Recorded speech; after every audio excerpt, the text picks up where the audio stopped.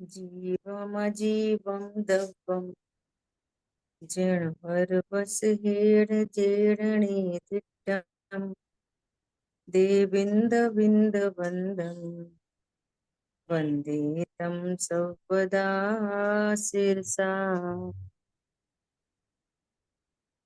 द्रव्य संग्रह जी ग्रंथ गाथा नंबर 45।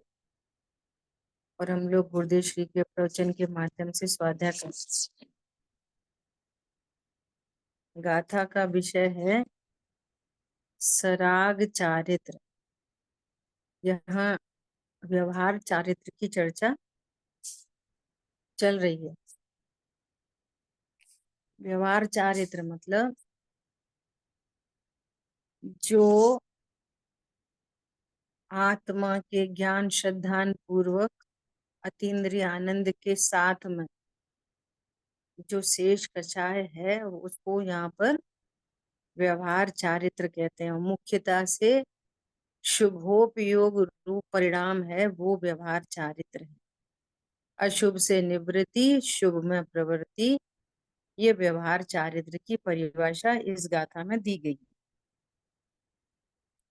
ठीक है, अपनी चर्चा कहाँ तक हुई थी? 7वीं ब्रह्मचर्य प्रतिमा तक शायद, है कुशल भाई? रात्रि यहीं तक हुई तक हुई थी जी। थी। सर्वथा ब्रह्मचर्य प्रतिमा। हाँ, अभी देखो, आरंभ त्याग प्रतिमा। जो आरंभ आदि नहीं करता, व्यापार अथवा रसोई नहीं करता, वह 8वीं प्रतिमाधारी है।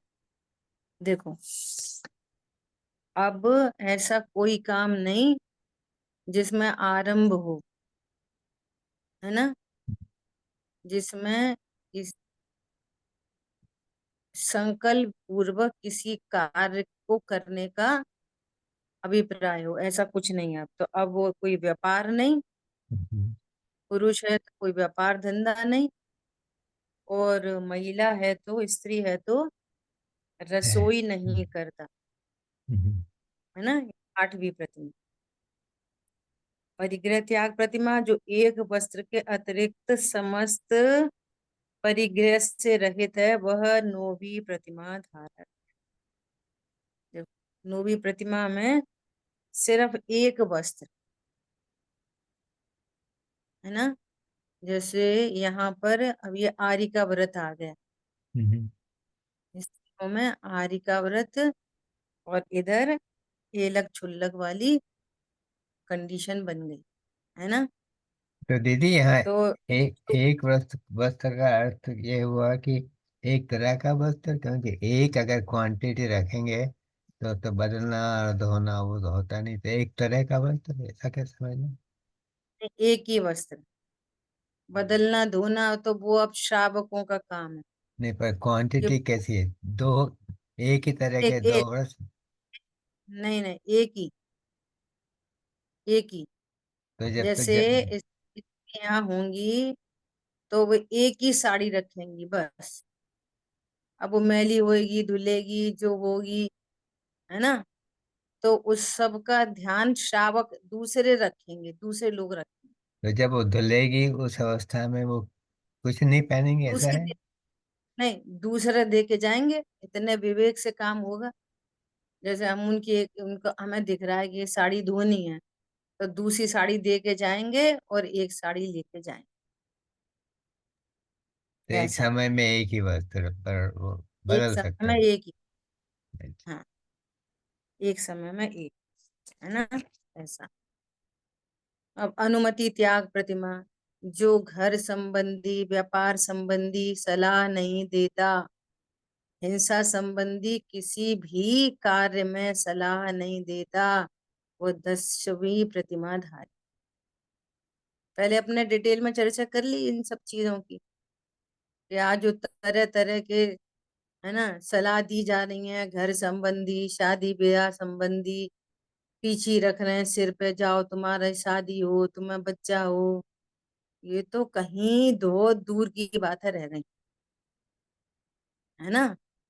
व्यापार संबंधी ऐसा वाला व्यापार कर लो, हमने तुम्हें आशीर्वाद दिया, जाओ, तुम ये वाला व्यापार करो, हमने तुम्हें आशीर्वाद दिया, है ना। और ये तो पंचम गुण स्थान वर्ती का स्वरूप चल रहा है। मुनिराजों की कंडीशन तो बहुत ही अद्भुत है। ठीक है। उद्दिष्ट त्याग प्रतिमा, जो अपने लिए बनाया हुआ आहार पानी दवा इत्यादि नहीं लेता।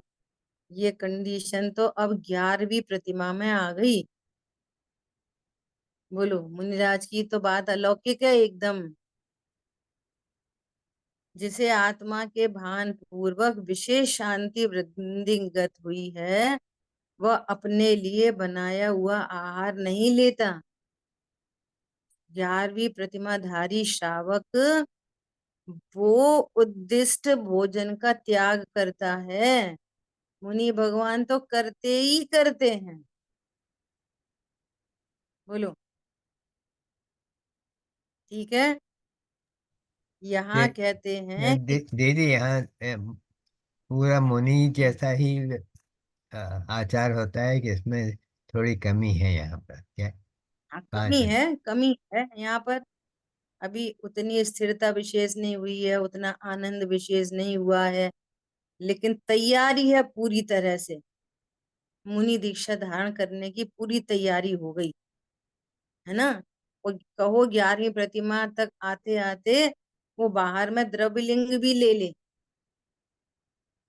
परंतु वो भावलिंग नहीं हुआ। अब ऐसी स्थिति में बाहर में द्रव्यलिंग लेने पर वो सामायिक आदि की क्रिया हो और तीसरी कषाय चौकड़ी का अभाव हो, वो भी टूट जाए, है ना, तो भावलिंग प्रकट हो। ऐसा। ठीक है। यहाँ कहते हैं कि 11वीं प्रतिमा वाले को अपने लिए बनाई गई वस्तु का त्याग होता है। अभी तो जिसे इस व्यवहार का भी ठिकाना नहीं हो, तो निश्चय तो होगा ही कैसे। बोलो। जो उद्दिष्ट आहार ले रहे हों, तो उनको तो फिर भावलिंग होगा ही कैसे, जिनके व्यवहार का ही ठिकाना नहीं हो। पॉइंट पकड़ में आ रहा है। और जिनको एकदम आगम अनुकूल, डॉट टू डॉट ऐसा बाहर में पूरा पालन हो रहा है, तो भी कोई गारंटी नहीं है अंदर में भावलिंग हो। लेकिन जिसको भावलिंग होगा उसको नियम से द्रव्यलिंग होगा, सुव्यवस्थित, है ना। ऐसा ऐसी व्याप्ति बैठती है। तो कह रहे हैं, अब देखो कितनी बढ़िया बात कह रहे हैं, बहुत अच्छी बात आ रही है। निर्दोष आहार हो तो परिणाम सुधरते हैं। जिसे ऐसी बुद्धि है वह तो मिथ्या दृष्टि है। अब पता है, ये ऐसे उपदेश बहुत चलते हैं, बहुत चलते हैं। कैसा? ये सब सुभाषित है। जैसा खाओ अन्न वैसा होए मन, जैसा पियो पानी वैसी होए वाणी। बोलो, खूब शुद्ध, एकदम शुद्ध डबल छन्ना से छाना हुआ, बिल्कुल प्रकाश की एक रोशनी नहीं दिखाई दे, ऐसा पियो पानी, तो कैसी होगी वाणी। बोलो। जैसी कौन सी वाणी वाणी हो, सत्य है? जैसी वाणी होना है वैसी ही होगी। इससे कुछ नहीं नहीं, फर्क पड़ता। बात बात ये नहीं चल रही। हम्म। बात ये चल रही है कि ऐसा छना पानी पीने वाले की उसकी वाणी कैसी होएगी।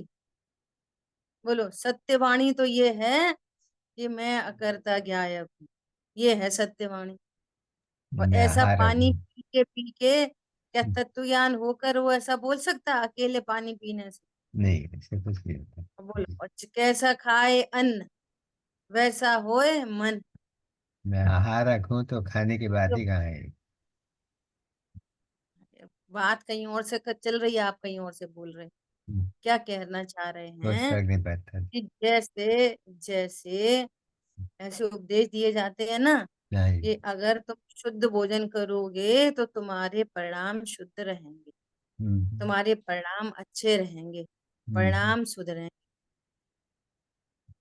और यदि अभक्षादि खाओगे तो हम्म, परिणाम बिगड़ेंगे। हम्म, कहानी उल्टी है।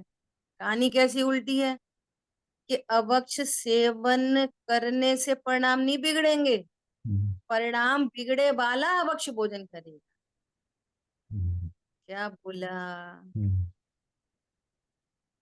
तो भाव आए। जिसके परिणाम बिगड़े होंगे उसको अभक्ष भोजन करने के भाव आएंगे। हाँ जी। ऐसा नहीं कि अभक्ष भोजन से परिणाम बिगड़ गए। अभक्ष भोजन करने से परिणाम नहीं बिगड़े, और शुद्ध भोजन करने से परिणाम नहीं सुधरते। शुद्ध भोजन करता ही वो है जिसके परिणाम सुधरे हों।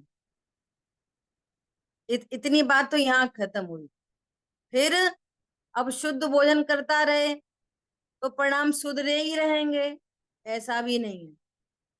वो तो तत्व ज्ञान होने पर अनाहारी स्वरूप का आश्रय ले तो सुधरा परिणाम है।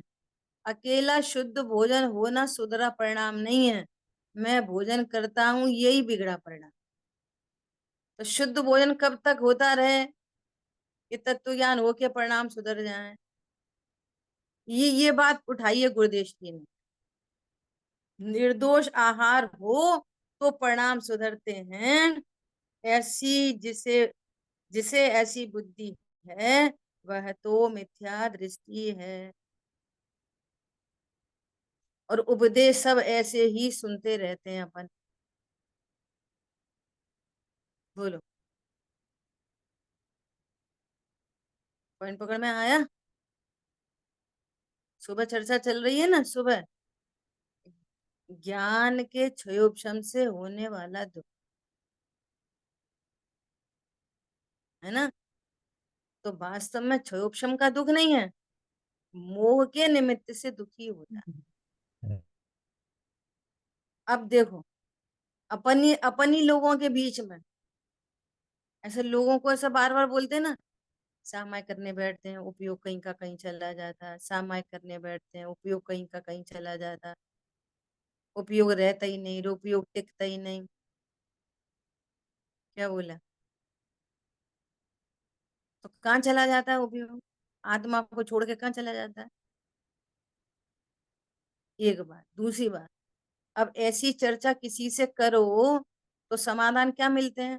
अरे अनादि का अभ्यास है, पुराना अभ्यास है ना, परिणाम बिगड़े हुए हैं, तुम्हें कुछ तत्व की रुचि नहीं है, देखा देखी है, पता नहीं कितना कितने पूर्व में अपराध किए हैं, दिन भर तो पाप में उपयोग लगा रहता है, तो फिर वही वही तो चिंतन चलता है।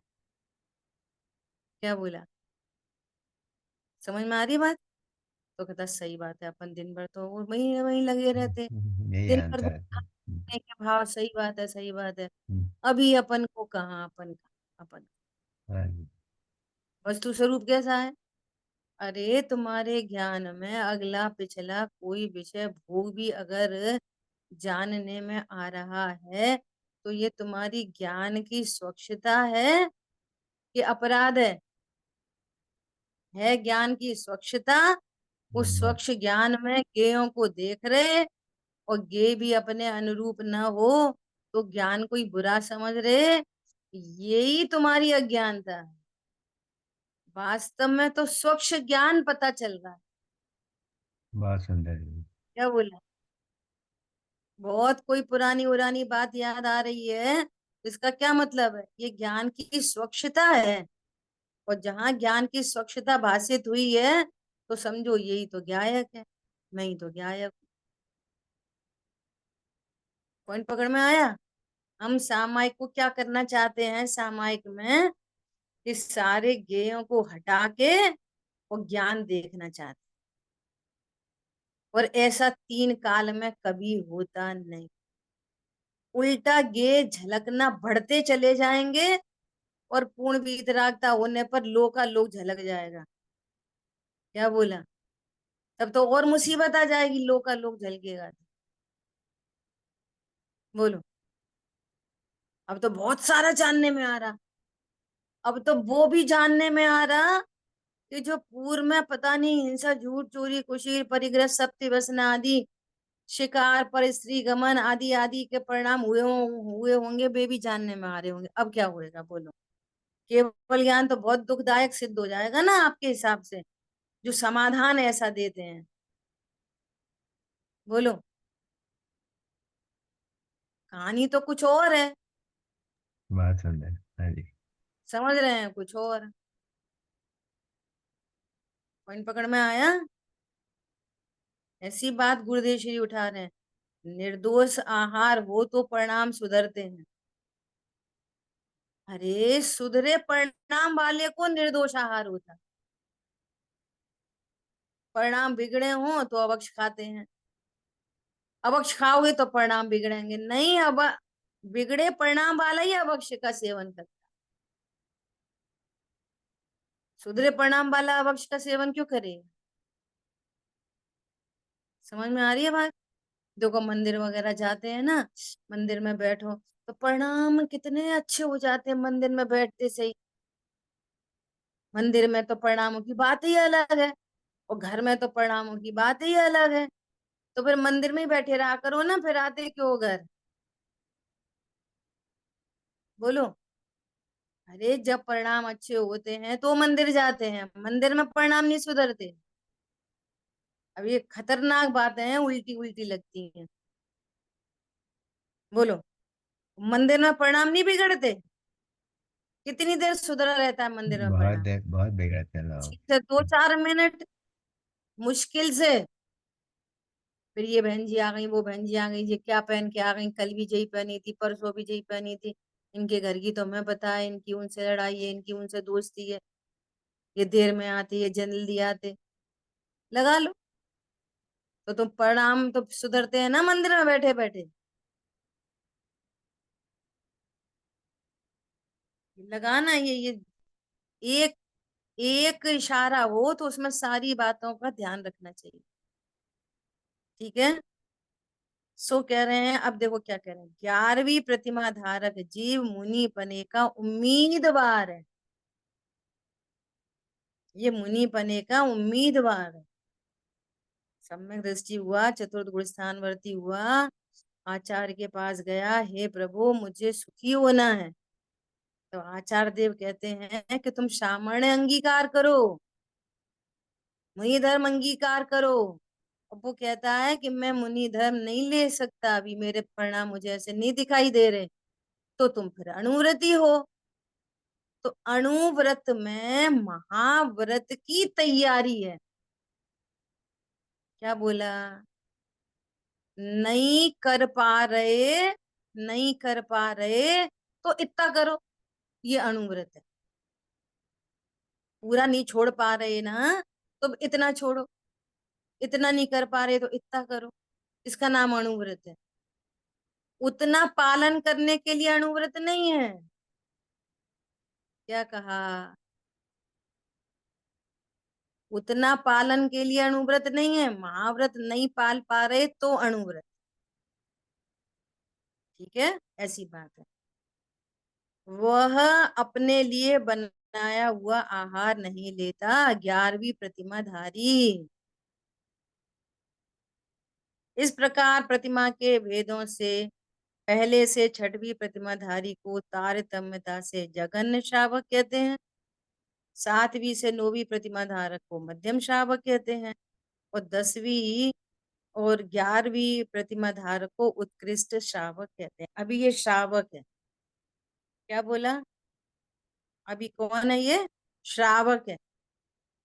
दो कषाय चौकड़ी का अभाव है और वो श्रावक है ना। इस प्रकार देश चारित्र की चर्चा करके अब टीकाकार मूल गाथा का अर्थ करते हैं। ठीक है। 6वें 7वें गुणस्थान में झूलने वाले, जंगल में बसने वाले मुनिराज की दशा कैसी होती है, अब वह कहते। क्या कहते हैं? अब एक देश चारित्र के पश्चात सकल चारित्र का उपदेश करते हैं। गुरु कहते हैं कि हे शिष्य, अशुभ से निवृत्ति और शुभ में प्रवृत्ति को तू चारित्र जान। क्या कह रहे हैं? यह व्यवहार चारित्र की बात है, सीधा सीधा उसी टाइम क्या कह रहे हैं, ये व्यवहार चारित्र की बात है। एक तरफ कह रहे हैं अशुभ से निवृत्ति, शुभ में प्रवृत्ति, इसे तू व्यवहार चारित्र जान। तो क्या बोल रहे हैं, ये व्यवहार चारित्र की बात है। ऐसा नहीं समझ लेना कि ये निश्चय चारित्र की बात कह दी है। हरी बात ख्याल में। तो क्या कह रहे हैं, यह व्यवहार चारित्र की बात है। कैसे हैं मुनि? मुनि कैसे हैं? व्रत समिति और गुप्ती स्वरूप है। ये व्यवहार चारित्र कैसा है? व्रत समिति और गुप्ती स्वरूप है। ऐसा व्यवहार ने से भगवान ने कहा है। भगवान ने इसको चारित्र व्यवहार ने से कहा है। किसको? व्रत समिति गुप्ती को व्यवहार से चारित्र कहा है। मतलब जितना अशुभ में प्रवृत्ति रुकी, है ना, हम्म, या ऐसा बोलो अशुभ से निवृत्ति हुई और शुभ में प्रवृत्ति हुई, तो वो अशुभ से निवृत्ति वो व्यवहार चारित्र। हम्म, शुभ में प्रवृत्ति हो गई, हम्म, ऐसा। तो ये व्यवहार चारित्र है। परमार्थ से चारित्र आगे आगे की गाथा परमार्थ चारित्र की है, निश्चय चारित्र की। कि जो स्वभाव में रमणता है, स्थिरता है, लीनता है, आनंद प्रकट हुआ है ना, निश्चिंता प्रकट हुई है, उसका नाम चारित्र है। हम्म, क्या बोला? और उस चारित्र के साथ रहने वाला, जितनी जितनी अशुभ से निवृत्ति हुई, शुभ में प्रवृत्ति हुई, वो चारित्र। ठीक है। मुनिराज को प्रत्याख्यानावणी कषाय का क्षोभशम हुआ है। मुनिराज सहज रूप से दिगंबर दशा वाले होते हैं, पर्वत और गुफाओं में आनंद करते हैं, है ना। अपूर्व अवसर की 4 लाइनें लिखी हैं। एकाकी विचरूंगा कब शमशान में, गिरी पर होगा भाग सिंह संयोग जब, अडोल आसन और नमन में क्षोभ हो, जानू पाया परम मित्र संयोग जब, अपूर्व अवसर ऐसा किस दिन आएगा। बोले कितनी गजब की बात है। क्या कह रहे हैं? ये गिरी पर जब बाघ सिंह होगा, मैं मेरा आसन अडोल रहेगा और मन में क्षोभ नहीं होगा। आसन अडोल रहेगा मतलब क्या? उठ के दौड़ के भागेंगे नहीं। शेर आ रहा है तो डर के भागेंगे नहीं। क्या बोला? अरे नहीं भैया, ज्ञान श्रद्धा चारित्र का अडोलपना वो अडोलपना है, शरीर की बात नहीं चल रही। मुनिराज मतलब क्या तीन बोला? तीन समझ में चौपड़े आ रही गए है? भाव वाले। हाँ, जी। ज्ञान में मैं गायक हूँ, श्रद्धा में गायक हूँ। ये सामने शेर आ रहा है और हम्म, मैं तो गायक हूँ। ऐसे हम्म, ज्ञान श्रद्धान में क्या होगा? आ, ऐसा ज्ञान डोलायमान नहीं होगा, श्रद्धा डोलायमान नहीं होगी कि ये बाघ मुझे खा जाएगा। शरीर सापेक्ष बात नहीं चल रही है। वे ऐसे पद्मासन में बैठे होंगे, सामने शेर आ रहा होएगा, तो वे अंदर गुफा में चले जाएंगे अपने अंदर और शेर को देखेंगे ही नहीं, और पद्मासन से बैठेंगे तो बैठे ही रहेंगे। समझ में आ गई बात? बैठे ही रहेंगे, नहीं कि बैठे रहेंगे, ऐसा। ऐसा नहीं है। ध्यान।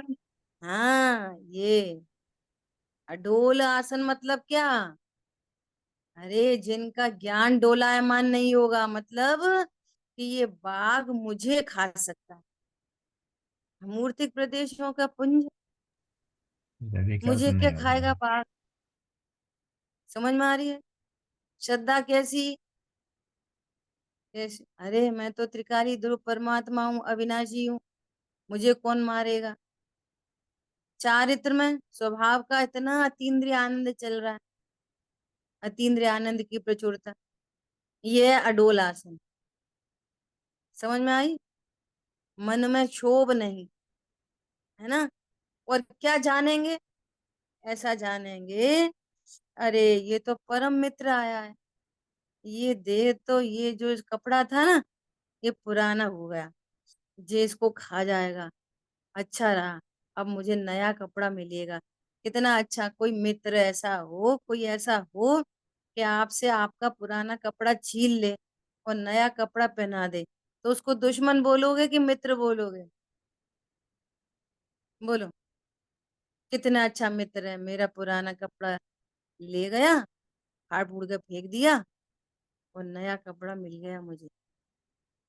तो बाघ और सिंह को क्या समझ रहे हैं?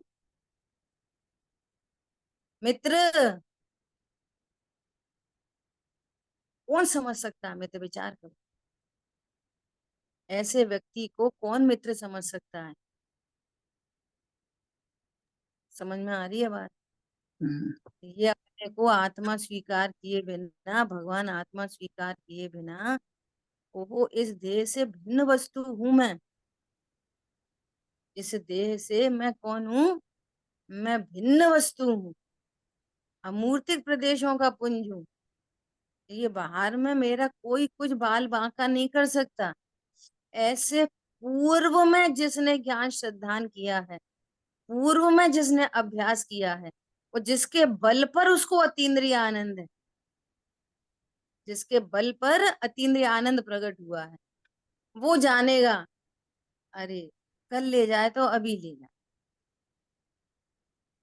आपकी कोई पुरानी साड़ी ले जाए तो कुछ आपको बुरा लगेगा? बोलो। ले जाओ, हमने तो है ना, नियम ले रखा था क्या, 50 साड़ी रखेंगे। अब एक पुरानी साड़ी, वो आई थी हमारी नंदबाई, वो कह रही भाभी अच्छी लग रही है तो ले गई, चलो मुझे नई खरीदने का मौका मिलेगा। अब 49 रह गई ना, नई खरीद लेंगे, अच्छी करी तुम ले गई। समझ में आई बात? ऐसा मित्र समान कौन जाने? बोलो। ये ज्ञानंद शावकाचार्य जी है ना, इसमें नौवां अधिकार है, उसमें समाधि का ही चैप्टर है वो, है ना? उसमें लिखा है, क्या लिखा है समाधि के चैप्टर में? कि वो अपने को क्या जानता है, कि जिनवाणी, जिनवाणी का समागम करने वाला, जिनवाणी कैसी है? शार्दूल की माता, सिंह की माता है ये जिनवाणी। ऐसा उस पुत्र को सिंह समान तैयार किया। आओ मृत्यु, मृत्यु आओ, आओ तुम मृत्यु आओ, मेरा क्या बिगाड़ सकती हो तुम, आओ तुम। ऐसे सिंह की भांति, किसी ने बोला कि वो सामने से सेना आ रही है तुम्हें परास्त करने के लिए, वो आ रही है, मैं ही जाता हूं उठ के। क्या बोला? सेना तुम्हारे दरवाजे तक आ रही है, सेना आ रही है, खुद ही उठ के चल दिया सेना को परास्त करने। वो आयु कर्म को परास्त करने खुद ही चल पड़ा, ऐसा प्रसन्नता से एकदम। इसको कहते हैं समाधि, जीवन हो समाधि में। ठीक है। निर्ग्रंथ मुनियों को विकल्प की खलबलाहट नहीं होती, वे अंतर्धाम मोक्ष पहुंचने की तैयारी वाले होते हैं। क्या बोला? ऐसी तैयारी वाले होते हैं वे मुनि, अभी मोक्ष को पधारने वाले। तुम कह रहे कि वो शेर आ गया सो मुनिराज डरे नहीं, कि वो डरे नहीं, कि ये नहीं, कि वो नहीं। है ना। उनको देह मोर पक्षी कमंडल मात्र होता है, बस इतना परिग्रह उनका, देह मात्र परिग्रह जिनको, देह भी जिनको क्या है, परिग्रह। और ये देह को अपनी समझता है और फिर बाहर का परिग्रह देखता है। क्या बोला, मैं देह हूं और मेरा ये सब परिग्रह चेतन अचेतन पर पदार्थ, और मिथ्यात्व परिग्रह का कोई ठिकाना ही नहीं। मूल में तो मिथ्यात्व परिग्रह, ये थोड़ी परिग्रह होता है। चेतन अचेतन पदार्थ परिग्रह होता नहीं, किसी को भी नहीं होता। उस पर तो परिग्रह का उपचार आता है। क्या बोला, पहला गुणस्थान भरती, 2 4 10 बर्तन, 2 4 10 कपड़े, छोटी सी झोपड़ी, तो कितना परिग्रही, थोड़ा सा, थोड़ा ही सामान है उसके पास बेचारे के।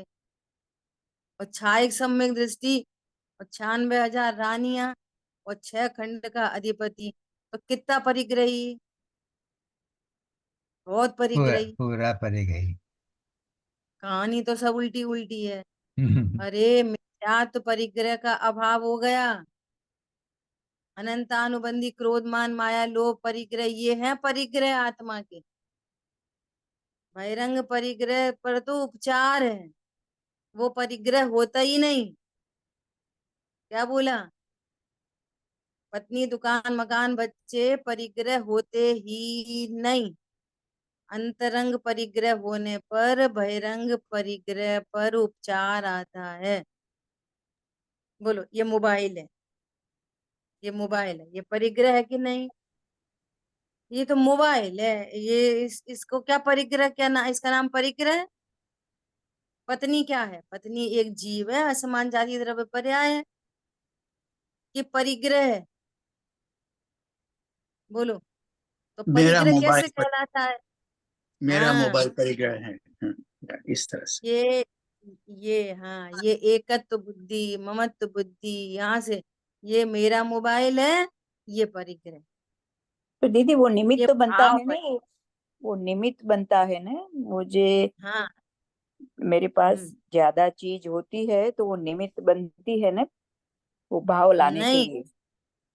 हाँ, तो जो भाव है ना, वो है परिग्रह। वस्तु तो उदयाधीन है, आती है, नहीं आती नहीं आती। यही तो, इसलिए तो उदाहरण दिया गरीब का, कि उसके पास तो सामग्री नहीं है, तो फिर वो कम परिग्रह वाला ठहरेगा। और पेड़ है ना, 1 इंद्री 2 इंद्री, ये तो अपरिग्रही सिद्ध हो जाएंगे। 1 इंद्री के पास कौन सा घर दुकान मकान बंगला है, बोलो, तो वो तो अपरिग्रही हो गए। इसलिए इच्छाएं लोग उन्हें अनंत। पूजा पूजा पूजते हैं उनको। वो पेड़ हो गया भीतरागी। समझ में आ रही है बात। इच्छाएं तो अनंत है। अंतरंग में मिथ्या तो है, कषाय है।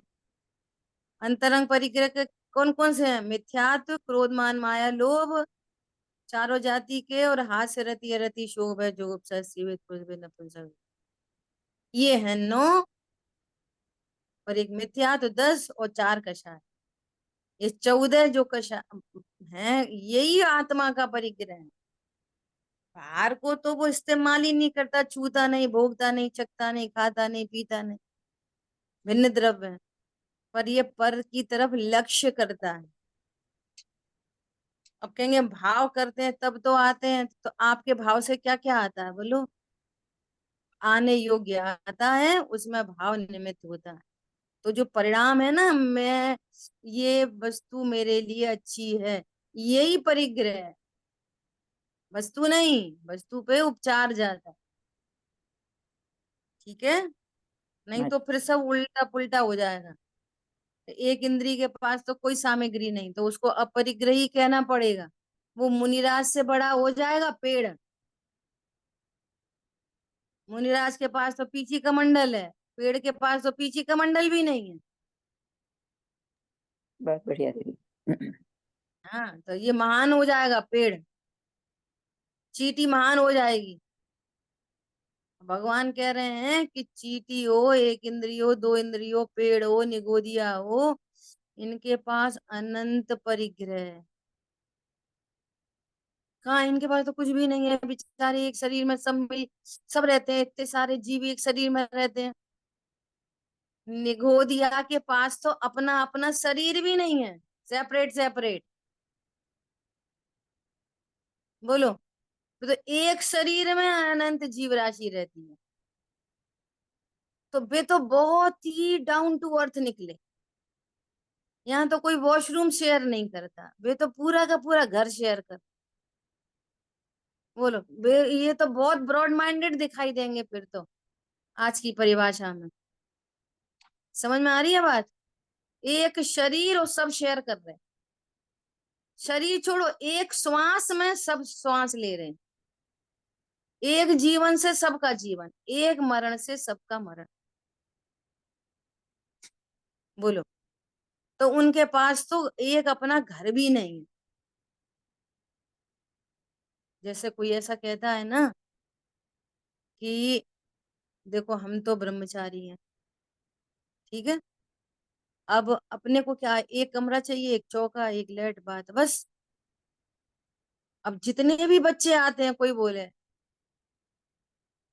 कि पंडित जी हमें आपके साथ रहना, रहो। दूसरा आया, वो कहना चाहता है कि हम आपके साथ स्वाध्याय करना चाहते, सीखना चाहते, रहो।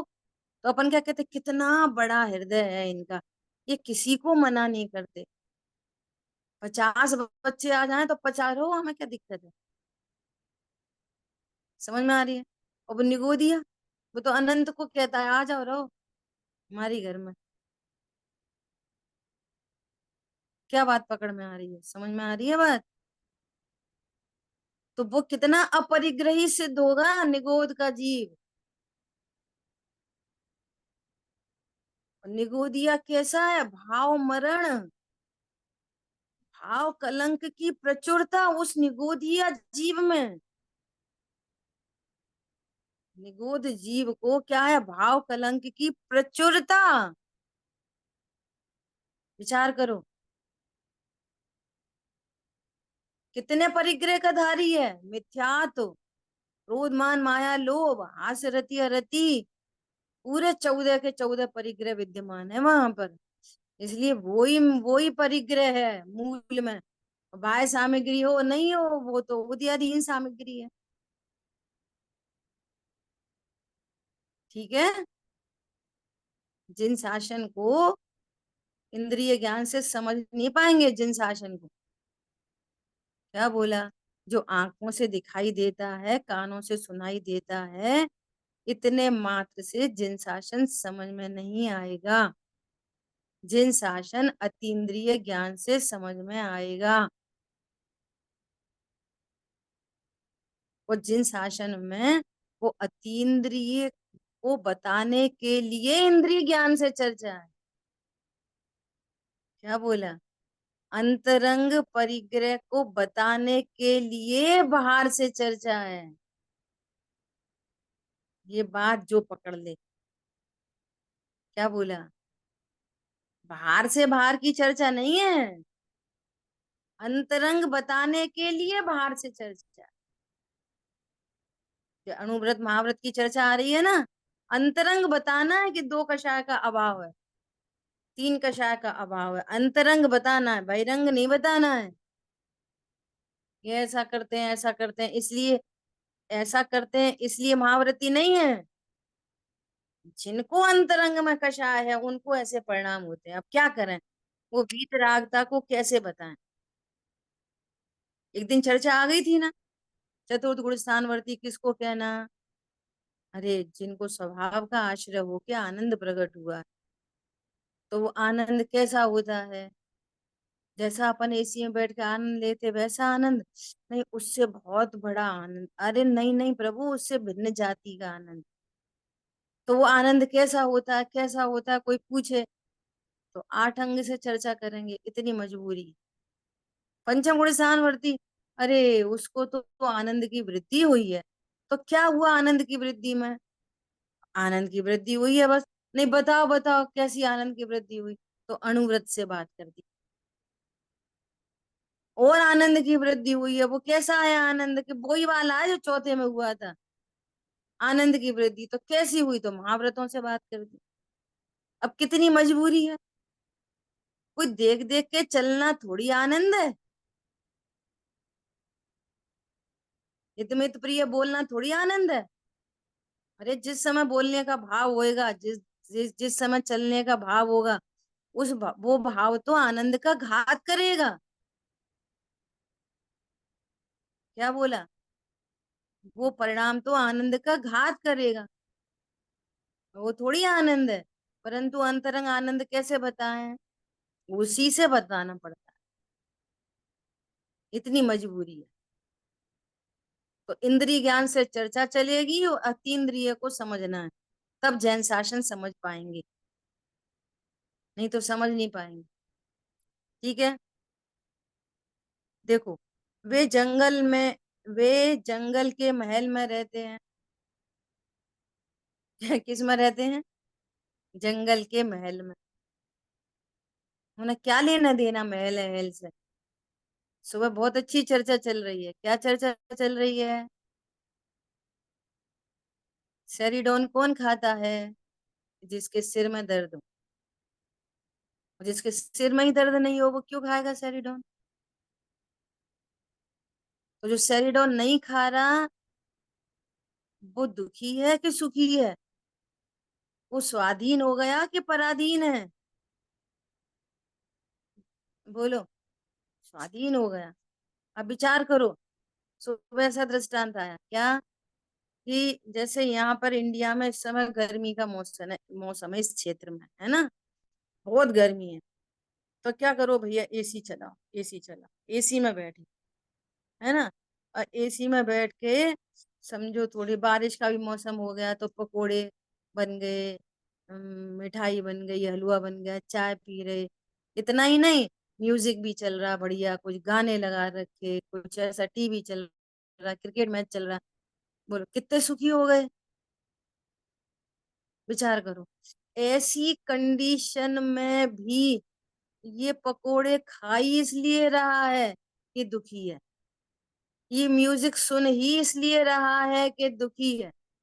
इसने एसी चलाया ही इसीलिए है कि ये दुखी है। ये हंस ही इसलिए रहा है कि दुखी है। दुखी है तो हंस रहा है कि हाँ, हास्य का नाम हास्य कषाय के अंदर है, हास्य वीतरागता के अंदर नहीं है उसकी गिनती। और दूसरी साइड में वे मुनिराज जो जंगल में विराजते हैं, 1 महीना हो गया, है ना, और आहार चर्या के लिए नहीं उठे, उठे तो अंतराय पड़ गया, और भीषण गर्मी है, कोई एसी नहीं है, और तो भी अतीन्द्रिय आनंद में मस्त। बोलो, करो वर्सेस, ऐसे वर्सेस करो बहुत गर्मी और एसी और चाय पकोड़े और क्रिकेट मैच, तो भी दुखी। सम मान सकते हैं कि तो भी दुखी और वे सुखी। और अगर ये वाली बातचीत अब इंद्रिय ज्ञान से देखोगे तो फिर मुनिराज बेचारे बेचारे करते रहोगे। और अतीन्द्रिय से समझोगे, ओहो वहां तो 3 कषाय का अभाव है और यहाँ कषायों का ढेर पड़ा है, तो दुख तो कषाय से है और उनको कषाय नहीं है। तब तो आप बोलोगे नमोलो सब साउडम, मुनिराज सुखी हैं, ऐसा ऐसा श्रद्धान है कि नहीं है? बोलो, अगर ऐसा श्रद्धान नहीं है तो नमो का मन नहीं पड़ा अभी तक। कौन सुखी लग रहा है, एसी में बैठा वाला कि धूप में तपने वाला? विचार करो। समझ आई बात? ऊपर आकाश, नीचे धरती, आसपास पर्वतों के झुंड के बीच रहते हैं। उन्होंने 3 कषाय चौकड़ी का अभाव किया है। उनके रोम रोम में वैराग्य झरता है, अर्थात आनंद झरता है। रोम रोम में आनंद झरता है, रोम रोम में सुख झरता है। अरे एसी में बैठने पर जो सुख तुम्हारे पास नहीं है, वे भीषण गर्मी में भी उनके रोम रोम से आनंद झरता है। रोम रोम मतलब फिर ये शरीर का रोम नहीं, प्रदेश प्रदेश, प्रदेश प्रदेश पर असंख्यात प्रदेशों में आनंद आनंद आनंद आनंद आनंद के झरने झरते हैं असंख्यात प्रदेशों। एक प्रदेश ऐसा खाली नहीं है कि जहां पर दुख झर रहा। सोचो आप, मुनिराज के असंख्य प्रदेशों में ऐसा एक प्रदेश नहीं है जहां पर दुख झरता हो। असंख्य प्रदेशों में सुख झरता है, वैराग्य झरता है। समझ आई बात? ऐसा सो क्या कह रहे हैं, उन्हें स्वरूप में विशेष लीनता वर्तती है, उनके विषय कषाय की गाढ़ आसक्ति छूट गई है। गाढ़ आसक्ति छूट गई है मुनिराज। ठीक है, समय हुआ है, शेष चर्चा अपन आगे करेंगे। जिन वाणी के ज्ञान से सूझे लोकालोक, सो वाणी मस्तक नमो सदा दी तुम दो। बोलिए द्वाशांग मई जी माता की जय। जय जय जय गौ, जिने जय जय जय गौ। जिनेंद्र। गई।